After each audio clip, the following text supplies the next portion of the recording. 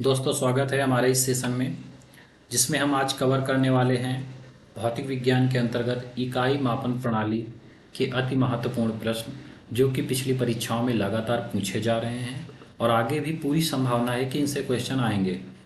तो स्टार्ट करते हैं। हमारा पहला क्वेश्चन है, डाप्सन इकाई से निम्न में क्या मापा जाता है। डाप्सन इकाई से निम्न में क्या मापा जाता है। तो हमारे पास चार ऑप्शन हैं, ओजोन सांद्रता, ऊष्मीय चालकता, भूमि नमी या विकिरण। तो इसके द्वारा हमारा ओजोन सांद्रता मापी जाती है। यहाँ पे सांद्रता का मीन्स ओजोन परत की मोटाई से है, ओजोन परत की जो मोटाई है उससे है। तो हम नेक्स्ट क्वेश्चन पे अब चलते हैं। क्यूसेक में क्या मापा जाता है। क्यूसेक में क्या मापा जाता है। हमारे पास चार ऑप्शन दिए हुए हैं, शुद्धता, गहराई, बहाव, मात्रा। किनकी? जल की। तो इसके द्वारा हम जल का बहाव मापते हैं। जल का बहाव मापने के लिए क्यूसेक का प्रयोग किया जाता है। नेक्स्ट क्वेश्चन पे, एक बैरल में लगभग कितना लीटर तेल होता है। एक बैरल में कितना लीटर तेल होता है। 131 लीटर, 159 लीटर, 179 लीटर या 201 लीटर। तो एक बैरल में 159 लीटर तेल होता है।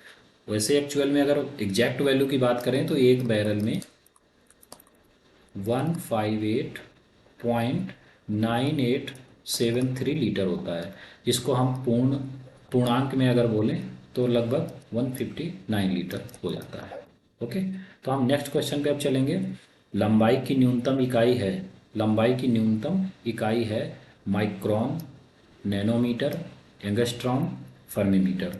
ये हमारे सभी मीटर नापने की ही इकाइयां हैं, दूरियां नापने की ही इकाइयां हैं। और अगर हम इन पे देखें कि इनमें न्यूनतम इकाई कौन सी है, उसके पहले हम इनकी वैल्यू समझ लेते हैं कि इनकी सभी की वैल्यू मीटर में क्या होती है। इसके बाद हम इसका आंसर बताएंगे। ठीक है, तो एक माइक्रोन इक्वल टू अगर हम देखें तो ये होता है 10⁻⁻6 मीटर के। और अगर हम नैनोमीटर की बात करें तो एक नैनोमीटर इक्वल टू होता है 10⁻9 मीटर के। और अगर हम एंगस्ट्राम की बात करें तो एक एंगस्ट्राम इक्वल टू होता है 10⁻−10 मीटर। और अगर हम फर्मीमीटर की बात करें तो एक फर्मीमीटर इक्वल टू होता है 10⁻−15 मीटर। तो हमारी जो सबसे छोटी इकाई है वो ये है। तो हमारा जो सबसे न्यूनतम मापक होगा, न्यूनतम इकाई होगी, वो फर्मीमीटर होगी।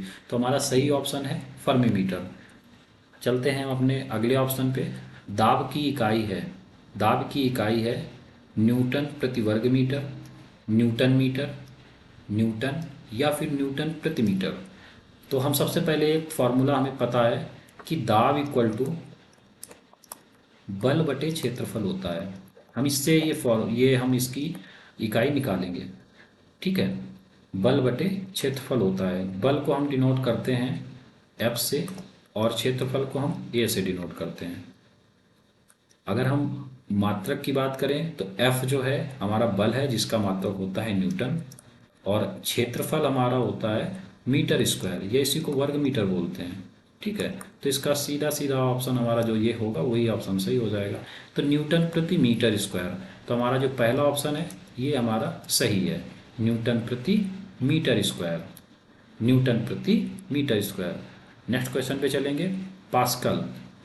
पास्कल इकाई है। पास्कल किसकी इकाई है? आर्द्रता की है, दाब की है, वर्षा की है, तापमान की है। तो आर्द्रता जो है, आर्द्रता नहीं, जो पास्कल इकाई है वो दाब की इकाई है। दाब की जो मात्रा है, मात्रक है, वो पास्कल है। तो हमारी दाब की अभी हमने जस्ट एक और पढ़ा इकाई जो थी वो न्यूटन प्रति मीटर स्क्वायर, और दूसरी है पास्कल। ये दोनों ही इसकी मात्रक हैं। ठीक है, अगला हम चलेंगे। निम्नलिखित में से कौन सा सुमेलित नहीं है? पहला ऑप्शन है नॉट, जहाज के चाल की माप। ये बिल्कुल सही है। जहाज जो हमारा हवाई जहाज या आसमान में उड़ने वाले जितने भी जहाज होते हैं उनको, उनकी जो गति मापी जाती है उनको नॉट के द्वारा मापी जाती है। अब अगला ऑप्शन है हमारा नॉटिकल मील। इसको जो हम इसके द्वारा मापा जाता है वो मापते हैं नौ संचालन में प्रयुक्त दूरी की इकाई है ये।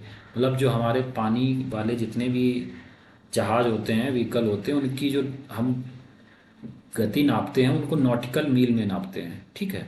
अगला ऑप्शन है हमारे पास एंगस्ट्रॉम। एंगस्ट्रॉम जो है वो प्रकाश के तरंग दैर्घ्य की इकाई। ये भी सही है, पहला भी सही है, दूसरा भी सही है, तीसरा भी सही है। तो अब हमारे पास एक ऑप्शन बचा। चौथा ऑप्शन है हमारे पास प्रकाश वर्ष समय मापन की इकाई, जो कि बिल्कुल गलत है। प्रकाश वर्ष से दूरी मापी जाती है। प्रकाश वर्ष जो है वो दूरी मापने की इकाई है। ठीक है। अगर हम इसकी बात करें कि प्रकाश वर्ष कौन सी दूरी मापती है, प्रकाश वर्ष एक तरीके से निर्वात में एक वर्ष में प्रकाश द्वारा तय की गई दूरी को हम प्रकाश वर्ष बोलते हैं। ठीक है। निर्वात में प्रकाश द्वारा एक वर्ष में तय की गई दूरी जो होती है वो हमारी प्रकाश वर्ष होती है।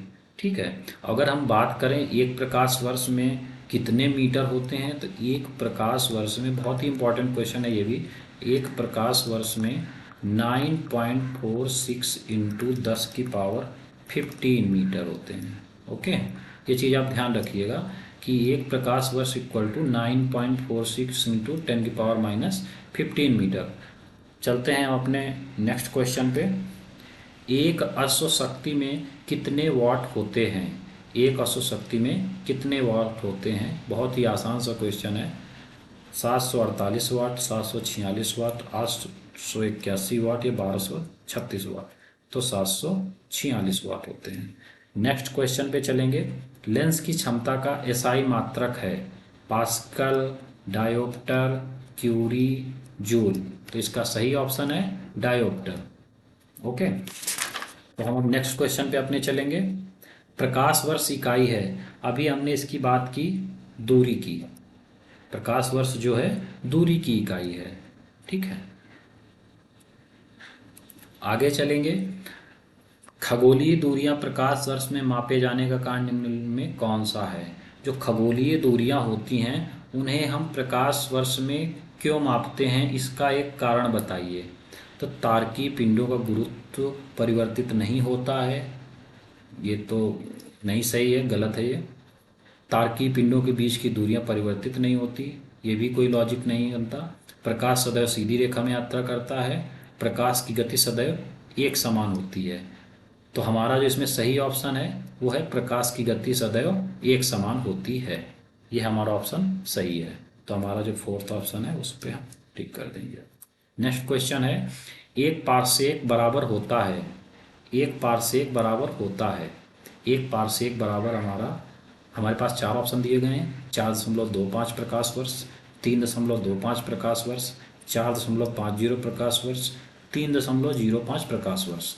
तो हमारा जो राइट आंसर है वो है 3.25 प्रकाश वर्ष। तो एक पारसेक इक्वल टू 3.25 प्रकाश वर्ष। ठीक है। अगर हम बात करें कि अगर हम एक पारसेक में अब यहाँ से निकालना चाहें कि कितने मीटर होते हैं, तो यहाँ पे हम क्या करेंगे, 3.25 इंटू 9.46 इंटू 10⁻⁻50, ना माइनस नहीं प्लस का है। ठीक है। तो यहाँ पे ये हमारा, इसको सॉल्व कर लेंगे तो ये हमारा मीटर में आ जाएगी वैल्यू। नेक्स्ट क्वेश्चन पे चलेंगे। एक नैनोमीटर होता है, एक नैनोमीटर होता है, ये आपने अभी पिछले क्वेश्चंस में देख लिया है। और यहाँ पे जो ऑप्शन दिए हुए हैं वो थोड़ा सा इसमें फॉर्मेटिंग गलत हो गई है। ये 10⁻⁻6 है, 10⁻⁻7 है, यहाँ पे 10⁻⁻8 है, यहाँ पे 10⁻⁻9 है।